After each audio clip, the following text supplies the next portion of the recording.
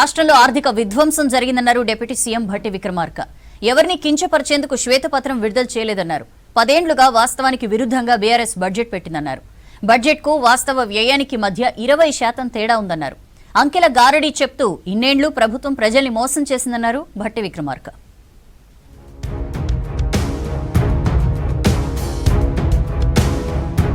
రాష్ట్రంలో ఆర్థిక విధ్వంసం జరిగిందన్నారు డిప్యూటీ సీఎం భట్టి విక్రమార్క. రాష్ట్ర ఆర్థిక పరిస్థితిపై సభలో చర్చ తర్వాత భట్టి వివరణ ఇచ్చారు. ఎవరిని కించపరిచేందుకు శ్వేతపత్రం విడుదల చేయలేదని చెప్పారు. తమ ముందు అతిపెద్ద సవాలుందని, సవాళ్లను అధిగమించే క్రమంలో శ్వేతపత్రం మొదటి అడుగన్నారు.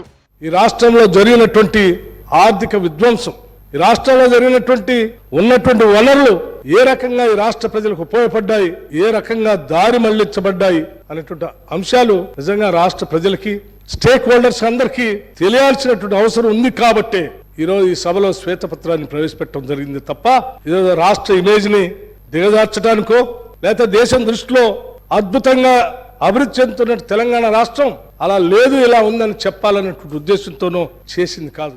10 ఏళ్లుగా వాస్తవాలకు విరుద్ధంగా బీఆర్ఎస్ బడ్జెట్ పెట్టిందని ఆరోపించారు భట్టి విక్రమార్క. లేనిది ఉన్నట్లుగా చూపించి భ్రమలు కల్పించారన్నారు. 56 ఏళ్లలో అతి తక్కువ బడ్జెట్ లో అనేక నిర్మాణాలు, లక్షల కోట్ల ఆస్తులు సృష్టించామని చెప్పారు భట్టి. 2014 నుంచి శాసనసభ్యులుగా ప్రతిపక్షంగా ఉన్నటువంటి మేమందరం మొదటి నుంచి చెప్పుకుంటూనే వచ్చాం. వాస్తవాలకి చాలా దూరంగా మీరు బడ్జెట్లు ప్రిపేర్ చేస్తా ఉన్నారు. ప్రజల అంచనాలకి అందకుండా ఉండేటట్టుగా మీరు తయారు చేస్తా ఉన్నారు. అసలు వనరులు పూర్తి స్థాయిలో ఎంత ఉన్నాయో కూడా ఆలోచన చేయకుండా కొన్ని హామీలు ఇచ్చాము కాబట్టి ఆ హామీలన్నిటికీ ఎంత అవుతుందో లెక్కేసి ఆ లెక్క సరిపోయేటట్టు ఆదాయం వస్తున్నట్టుగా లెక్కలు పెట్టి ప్రజల్ని మభ్య పెడతా ఉన్నారు. ఉన్నది లేనట్టు, లేనిది ఉన్నట్టుగా భ్రమలు కల్పిస్తా ఉన్నారు. ఇది కరెక్ట్ కాదని చెప్పాము అధ్యక్ష. బీఆర్ఎస్ ప్రభుత్వం చేసిన తప్పులను సరిదిద్దడానికి చాలా సమయం పడుతుందన్నారు భట్టి.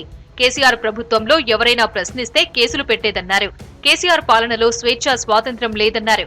ఇప్పుడు 4 కోట్ల మందికి స్వేచ్ఛ లభించిందని చెప్పారు భట్టి. ప్రతి దగ్గర నాకు చెప్పింది, ముందు చెప్పింది ఏంటి అని సమస్య అంటే, ఎన్ని సమస్యలు ఉన్నా పర్లేదు సార్, వాళ్ళు మాట్లాడదామంటే భయం అవుతా ఉంది. ఉద్యోగం రాలేదని అడుగుదామంటే ఏం కేసు పెడతారో తెలియదు. నా భూమి సరిగా రెవెన్యూ రికార్డ్స్ లో ఎక్కట్లేదంటే ధరణిలో కటింగ్ పెడతారేమో తెలియదు. భయం భయం భయంగా రాష్ట్ర వ్యాప్తంగా నడిచిన ప్రతి దగ్గర చెప్పినట్టు సమస్య. వాళ్ళు చెప్పింది ఒకటే, మేము ఎన్ని సమస్యలైనా భరించడానికి సిద్ధమే, కానీ తెలంగాణ ప్రజలుగా మేము కోరుకున్నది ఏంటంటే మాకు నచ్చినట్టుగా మేము మాట్లాడతాం. ప్రతి ఒక్కళ్ళు చెప్పారు, చెప్పినట్టుగానే మొన్న సాధారణ ఎన్నికల్లో తీర్పిచ్చారు. స్వతంత్రాన్ని కోరుకున్నారు, స్వతంత్రం తెచ్చుకున్నారు. రాష్ట్రంలో ఉన్నటువంటి 4 కోట్ల మందికి వాళ్ళ స్వాతంత్రం వచ్చింది. అధికారుల మీద బీఆర్ఎస్ కి నమ్మకం లేదన్నారు భట్టి. అందుకే రిటైర్డ్ అధికారుల సేవలను వినియోగించుకుందని చెప్పారు. తమ ప్రభుత్వం రిటైర్డ్ అధికారుల సేవలను వినియోగించుకోబోదన్నారు. తెలంగాణ అధికారులను అవమానపరచొద్దన్నారు భట్టి.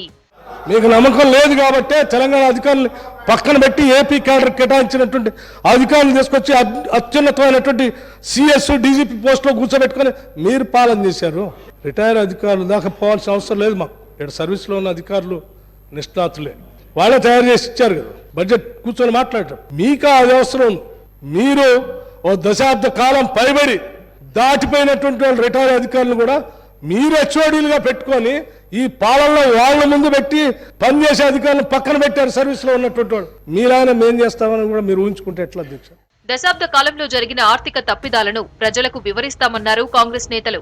ఆర్థిక సవాళ్లను బాధ్యతాయుతంగా అధిగమిస్తామని చెప్పారు.